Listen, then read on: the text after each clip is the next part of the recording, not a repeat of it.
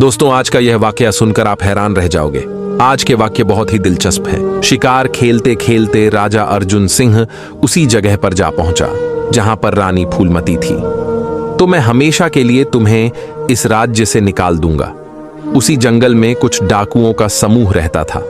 वहां पर एक सौदागर जो कि अपना नाम काशिम बता रहा था, उसने मेरे किले को तोड़ दिया और मेरी पिटाई भी की। प्रेजेंटेड बी ए क्लासी टूल्स। सीतापुर नाम के एक राज्य में राजा थानसिंह का राज हुआ करता था। मानसिंह बहुत ही घमंडी राजा था। अक्सर उसे छोटी छोटी बातों पर क्रोध आ जाता। उसकी इस आदत के कारण उसके राज दरबार के सभी लोग और मंत्री भी परेशान रहते थे। मानसिंह की बहुत सी रानियों थीं, जिनमें से एक थी रानी फूलमती। वह बहुत ही सुंदर थी। एक दिन की बात है, राजा और रानी फूलमती अपने शाही बगीचे में टहल रहे थे। तभी शाही बगीचे की पेड़ पर कहीं से एक तोते का जोड़ा आकर बैठ गया। रानी, क्या तुम बता सकती हो या दोनों पक्षी नर हैं या महाराज, आप ये कैसी बातें कर रहे हैं? पक्षियों का जोड़ा तो अक्सर नर और मादा का ही होता है। इनमें से एक पक्षी नर है और दूसरा मादा है। रानी, यह तो जरूरी नहीं है कि दोनों पक्षियों में से एक नर हो और एक मादा हो। क्नॉइस, दोनों नर भी हो सकते हैं या दोनों मादा भी हो सकते हैं। नहीं महाराज, ये दोनों पक्षी नर और मादा है। मुझे लगता है कि आपको पक्षियों के ठीक से पहचान नहीं है। राजा का कहना था कि दोनों पक्षी नर हैं, जबकि रानी इस बात पर अड़ी थी। क्नॉइस की यह दोनों में से एक नर है और एक मादा है। दोनों के बीच इस बात को लेकर बहस शुरू हो गई। राजा के अहंकार को ठेस लगी और वह क्रोधित हो गया।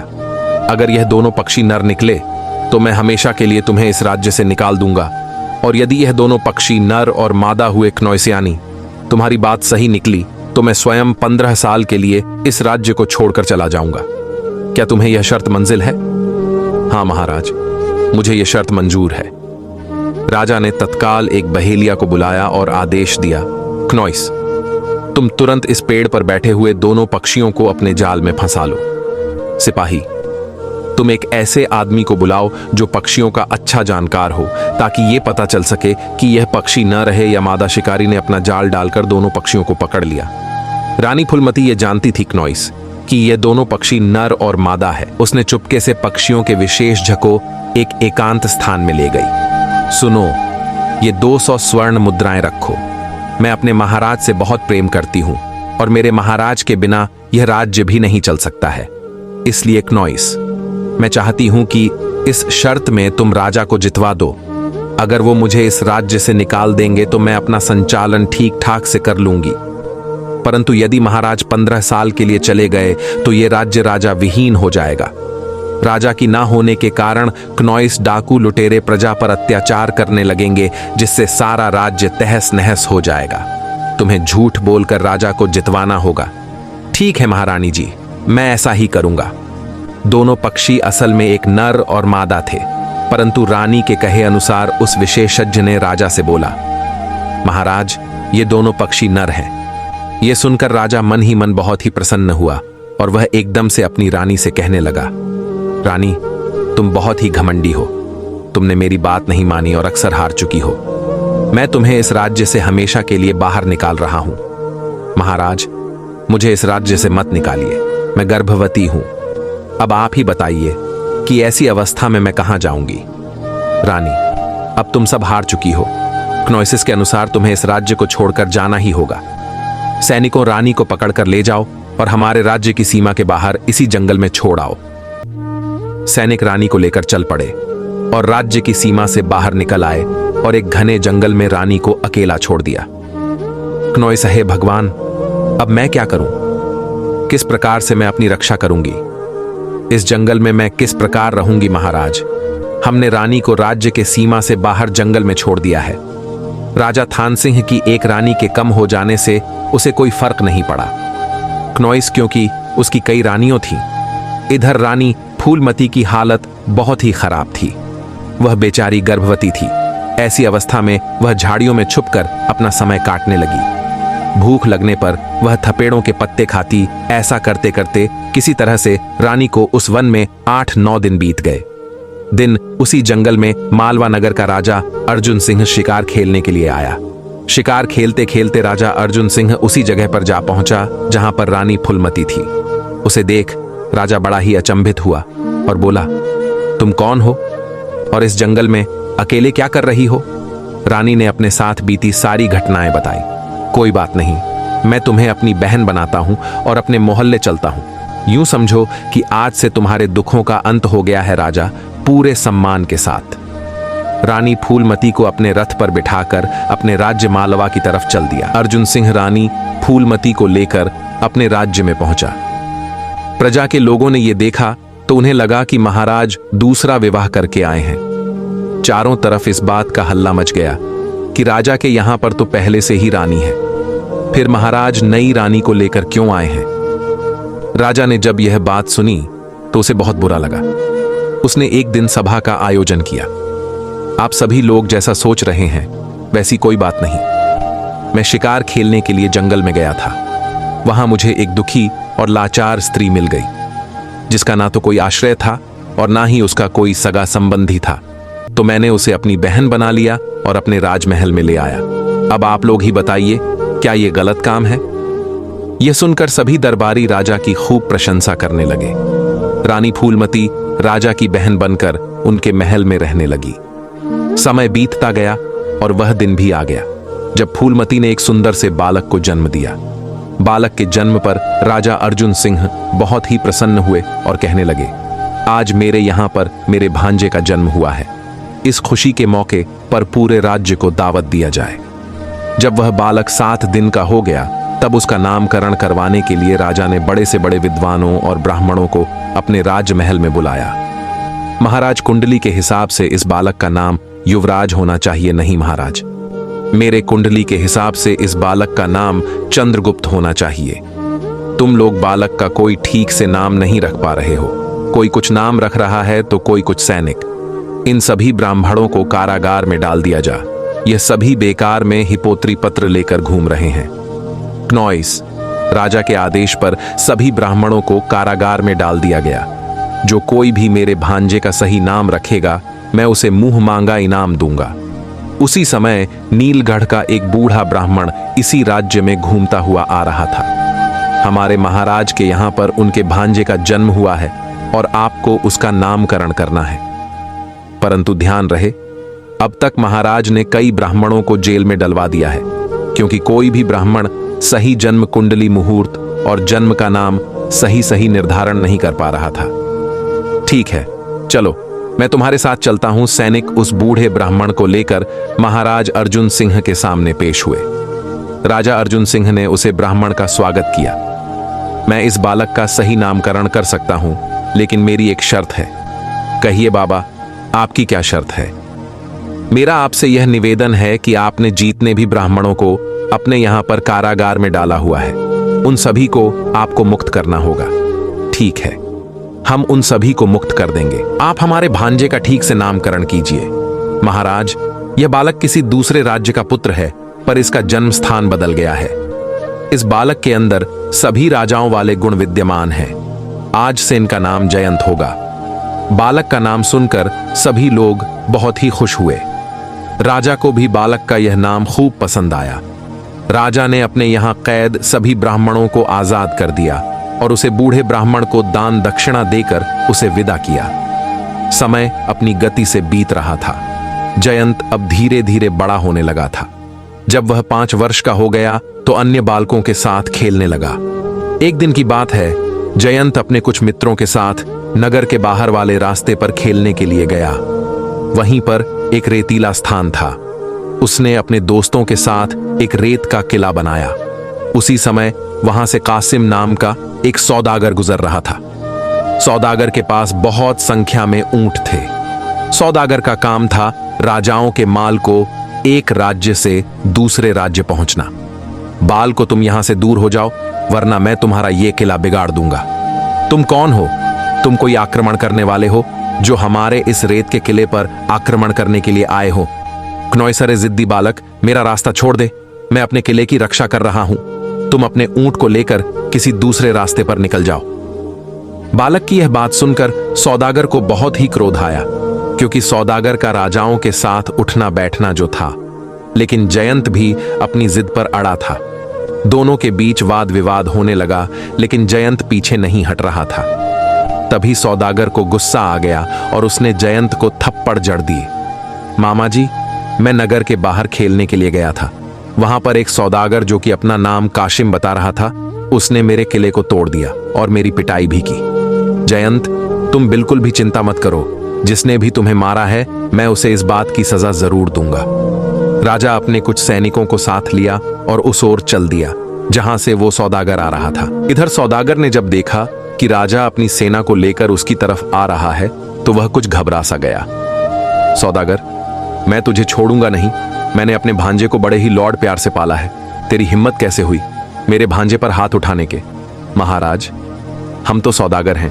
आखिर क्या कारण है कि आप हम पर आक्रमण कर रहे हैं? महाराज, मुझसे बहुत बड़ी गलती हो गई, मुझे क्षमा कर दीजिए। मुझे नहीं मालूम था कि वह लड़का आपका भांजा है। बार बार कहने पर राजा ने उसे क्षमा कर दिया। महाराज, मैं सीतापुर राज्य के राजा मान सिंह का माल लेकर जा रहा हूं। मैं और हमारे ऊंट थक गए हैं।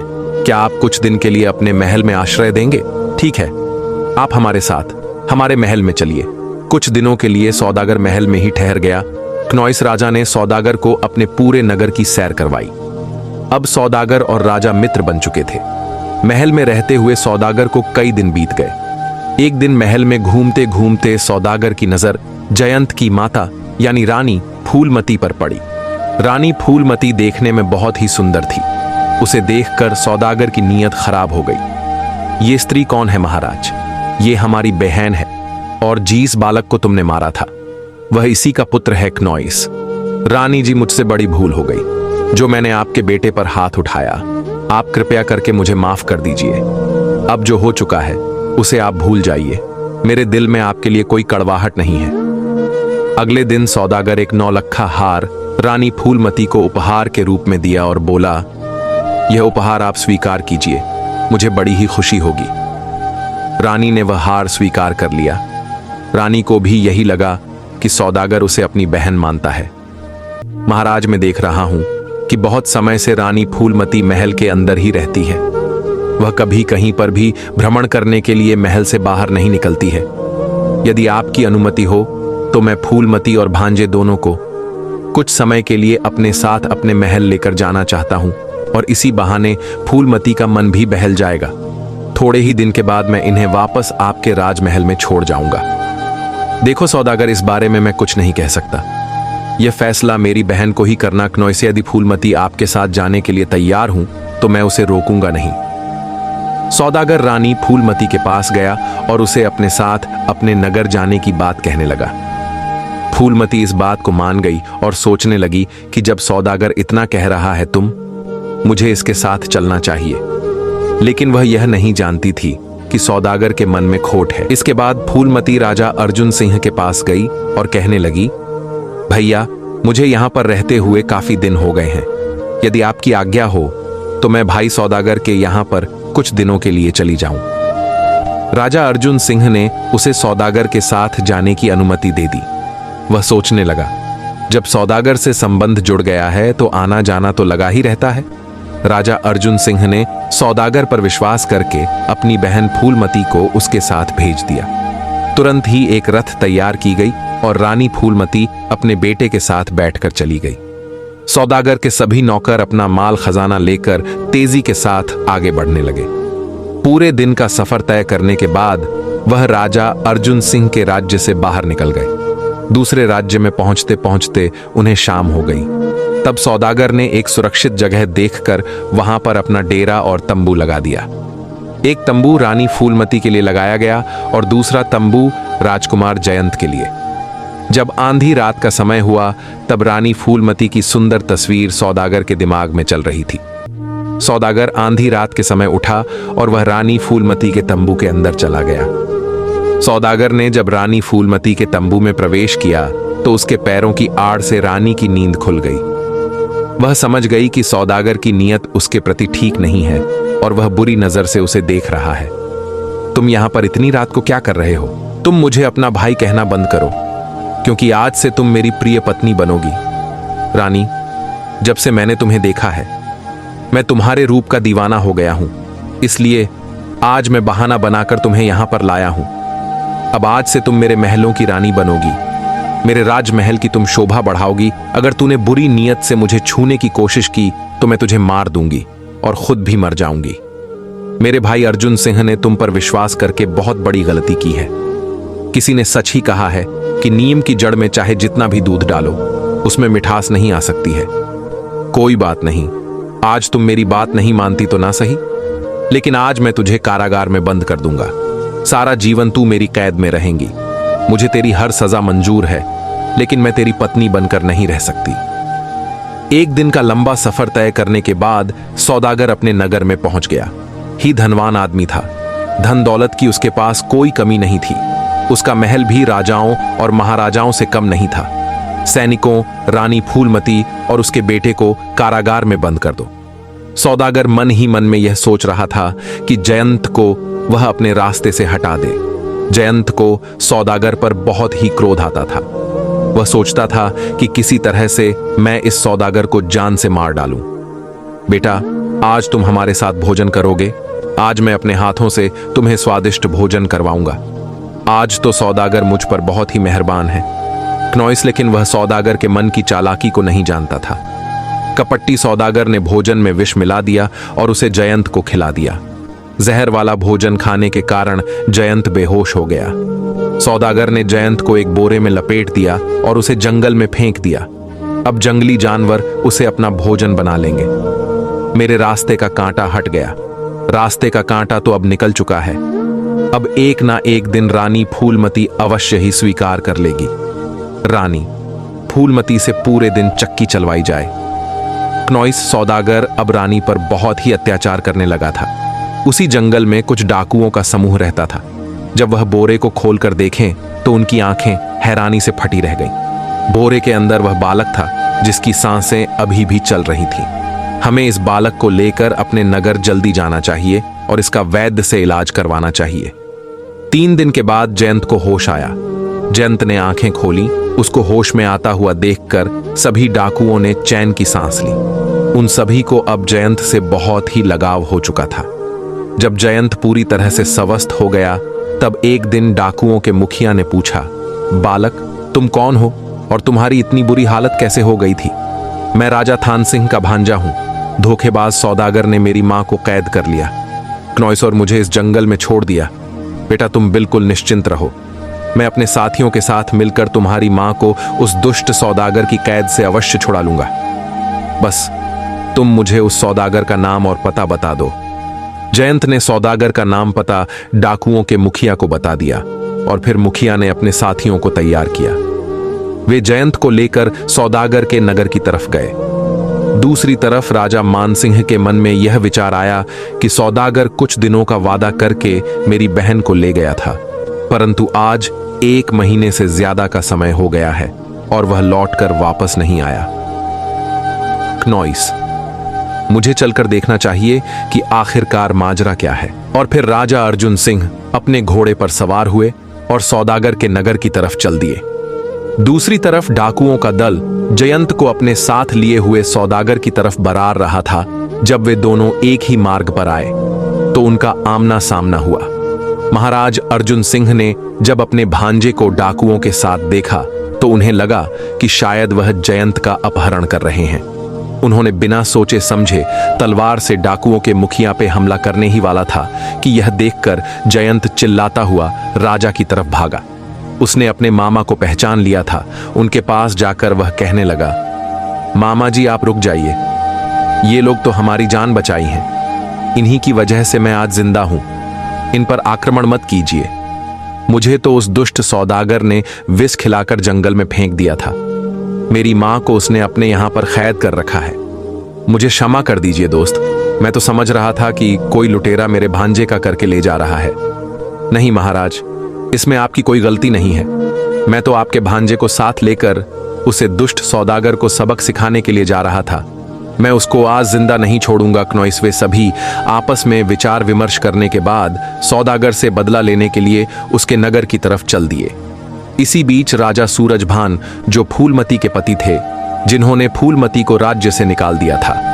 मैं अपनी रानी फूलमती को राज्य से तो निकाल दिया, परंतु उसके बाद किसी अन्य रानी से भी तो मेरी कोई संतान नहीं हुई।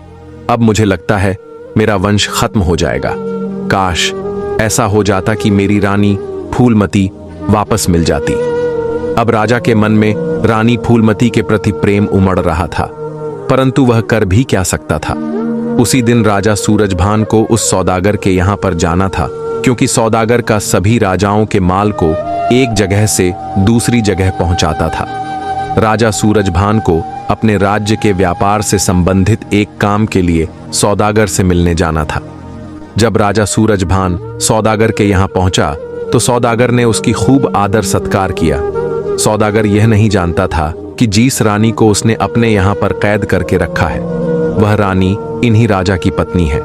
राजा सूरजभान भी यह नहीं जानता था कि जिस रानी को मैं राज्य से निकाल दिया था वह जीवित है और इस सौदागर की कैद में है। आज हम तुम्हें जिंदा नहीं छोड़ेंगे। सौदागर ने जब बालक जयंत को जीवित और उसके साथ राजा अर्जुन सिंह को देखा तो उसके पैरों तले की जमीन खिसक गई। सौदागर एकदम हड़बड़ा सा गया। महाराज, यह सौदागर मेरा मित्र है और हमारे राज्य के व्यापार के सिलसिले में ये हमारी कई बार सहायता करता है। आप इसे क्यों मारना चाहते हैं? आखिर ये कहां तक उचित है? महाराज सूरजभान, इस दोस्त सौदागर ने मेरी बहन को बहुत ही दुख दिया है। मेरी इस दुष्ट सौदागर से मित्रता हो गई थी। ये कुछ दिनों के लिए मेरी बहन को अपने साथ ले आया था।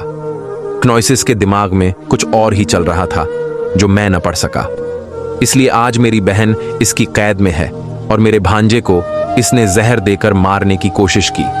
अब मैं इसे मारकर अपनी बहन को यहां से ले जाऊंगा। सौदागर, तुम अभी इसी वक्त उस स्त्री को कारागार से मुक्त करो। नौकरों के साथ जब रानी फूलमती दरबार में आई तो वहां पर पहले से ही उसका पति सूरजभान बैठा हुआ था। वहीं पर उसका पुत्र जयंता, उसका भाई मान सिंह भी था। कारागार में रहते हुए रानी की हालत बहुत ही खराब हो चुकी थी। इधर जब रानी फूलमती ने अपने पति को देखा तो उन्हें पहचान गई। अरे, ऐसे ही रंग रूप वाली तो मेरी पत्नी फूलमती भी थी जिसे मैं जंगल में छुड़वा दिया था। हे देवी, आप कौन हैं? आप बिल्कुल मेरी रानी फूलमती की तरह देखती है महाराज। आप इतनी जल्दी मुझे भूल जाएंगे, मुझे इस बात की बिल्कुल भी उम्मीद नहीं थी। याद करिए, जब हम दोनों के बीच एक पक्षियों के जोड़े को लेकर विवाद हो गया था, आपने जिन पक्षियों को नर बताया था असल में वह एक नर और मादा ही थी, परंतु मैंने पक्षियों के विशेषज्ञ को 200 देकर झूठ बुलाया था ताकि आप राज्य छोड़कर न जाएं। परंतु आपने मुझे जंगल में छुड़वा दिया था। तब मेरे भाई थान सिंह ने मुझे पूरे सम्मान के साथ अपने महल में ले गए, जहां पर मैं इतने दिनों से रह रही हूं। तब मेरे कोख से एक बेटे ने जन्म लिया। याद कीजिए महाराज, मैं उस समय गर्भवती थी। राजा सूरजभान, जो पहले से ही अपनी पत्नी के साथ किए गए व्यवहार के लिए पछतावा कर रहे थे। जब उन्हें अपनी पत्नी पर सौदागर के द्वारा किए गए अत्याचारों के बारे में पता चला तो उनका खून खौलने लगा। महाराज, इसे मत मारिए, इसमें इसका कोई दोष नहीं है।